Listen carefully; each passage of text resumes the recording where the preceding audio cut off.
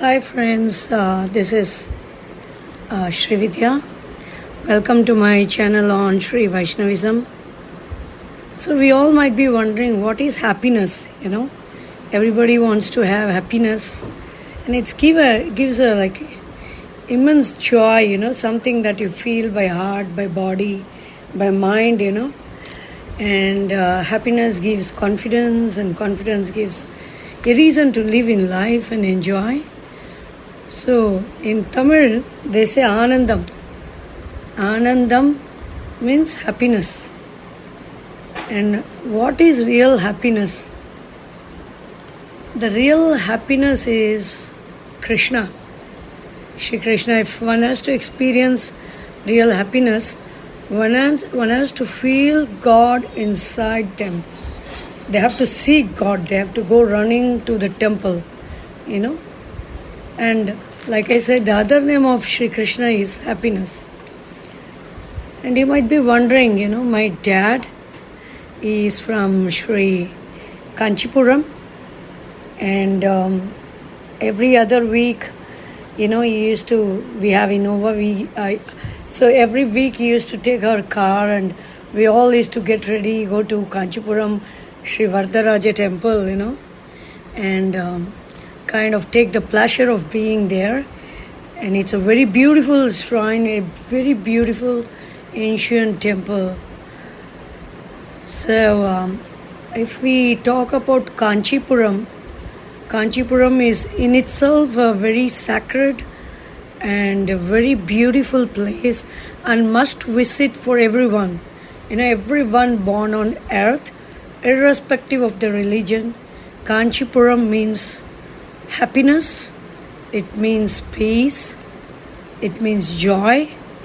So let's see what's this Kancheepuram, what is the history of Kancheepuram.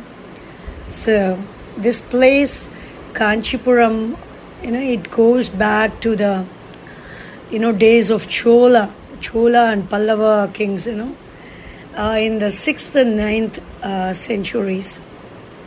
So basically speaks about our beautiful Tamil culture, the religious devotion people had, and new and old learnings, So in those days, this place was ruled by the Chola king, Vijayanagara dynasty,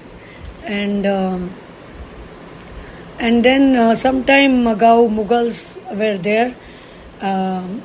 They had their place over there, and which was taken down by the Indian kings, and it became a significant cultural and religious hub for temples and mainly silk weaving industry.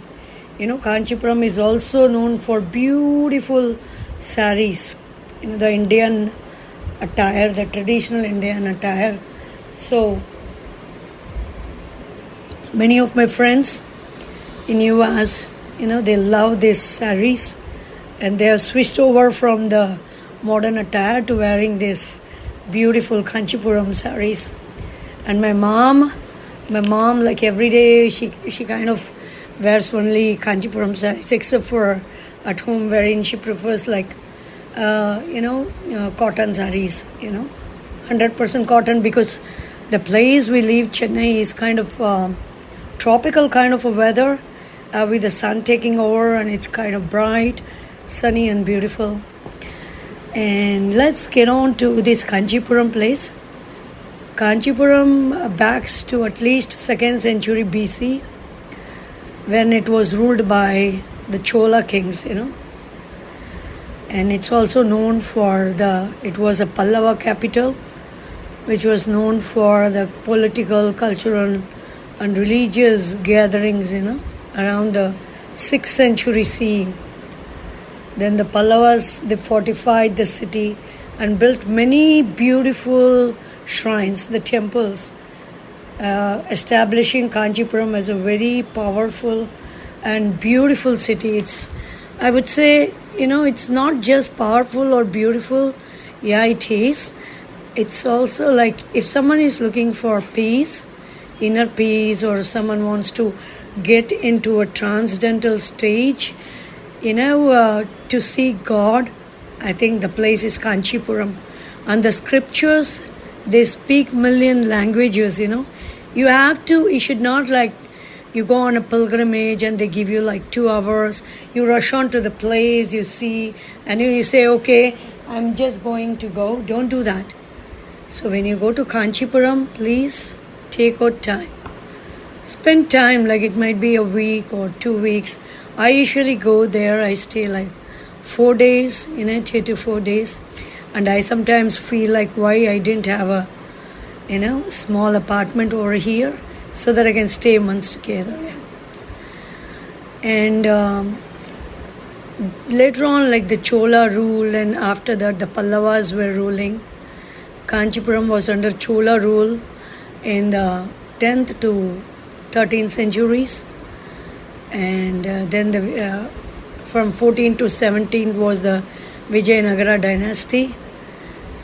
So it was ruled by the Vijayanagara dynasty during the 14th to 17th centuries and administered into Shiva Kanchi and Vishnu Kanchi, reflecting the flourishing traditions of Shaiva and Vaishnava. And if you see Krishna in his Vishwarupam, he says like Shiva is also a part of is omnipresent, universal. Every god could be seen inside Sri Krishna. So Kancheepuram later came under the rules of Mughals and then the Britishers.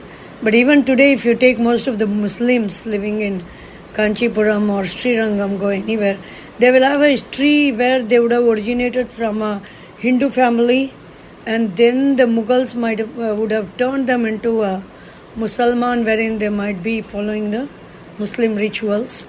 But if you talk about the ancestors later, like I had gone to Srirangam and I was talking, it was a shop actually. I was talking to a girl and who had a BB's picture on their shop, and I was saying, your name is typical like a Hindu name, but you have hung a Musalman picture. She then said like they are all originating from a Hindu parent, but later they were their ancestors were turned to Musalmans by Mughals, but their origin is Hinduism. So we might not really know. So coming back to Kancheepuram, it's also a most sacred pilgrimage sites in Hinduism. Particularly if you think about Vaishnavism, we have Shri Varadaraja Perumal temple. So who is this Varadaraja Perumal? He is renowned. He is also Vaishnavist god. Everybody is a form of Shri Krishna. He takes different forms like a Dasavatara. God Vishnu takes a Dasavatara to protect the world from evil. Time and again when there is evil, popping up, Mahavishnu takes different forms to destroy evil and save the righteous people. And there you have Varam, Tarum, Rajan. That means you have, we call Korikai in Tamil. You have what we say, if you have anything like a wish that is to be fulfilled, he is a wish fulfilling God. Varam, Tarum, Rajan. And for my dad, in difficult times, every time he would go on running to Kancheepuram Shri Varadaraja. Every time problems were resolved. And if you talk about Shaivism in Kancheepuram, it is Kamakshi Amman temple where she got married. So it has got many other, holy sites and very beautiful temples. There is also like a beautiful glass mandapam in the Kanchi Varadaraja temple, where one has to go and see. It's not like I'm just talking about it. It has to, if you want to feel it, you have to go to Kancheepuram. It's not like I'm visiting the temple, I'm spending like 20 minutes, 2 hours and walking out. Please do not do that. Don't go there just for the sake of going. Go there to feel God, to go into a transcendental stage where one Jivatma, unites with Paramatma. See, this union can be felt only when There is a complete surrender of a Jivatma to the Paramatma. When the Jivatma says there is nothing, I don't exist, it's we to God, then there is a union of a Jivatma and a Paramatma. So Kancheepuram is one of the most sacred pilgrimage, and it's a very beautiful place, The city was historically called Ghatikasthanam. So that means a place for education and learning. And also it included, there are places for Jainism, and there was and Buddhism as well. So like I said, silk weaving is very famous in Kancheepuram. Any type of beautiful sarees, one might turn crazy, so luxurious, and the designs are so heartwarming. One look at it, the other second one will feel like, draping it around them, it's so beautiful. So with the constraint of time, I'm going to end my video here.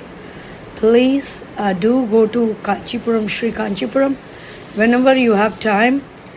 So, and once inside the temple, feel the vibe of Shri Varadaraja Perumal.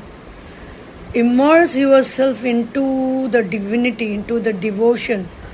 Look at the sculptures, everywhere, you might be feeling so beautiful and it's so heartwarming, so relaxing. Every time when I feel stretched, I just rush, I get into my car, I get to the temple. There are three temples I would say I love.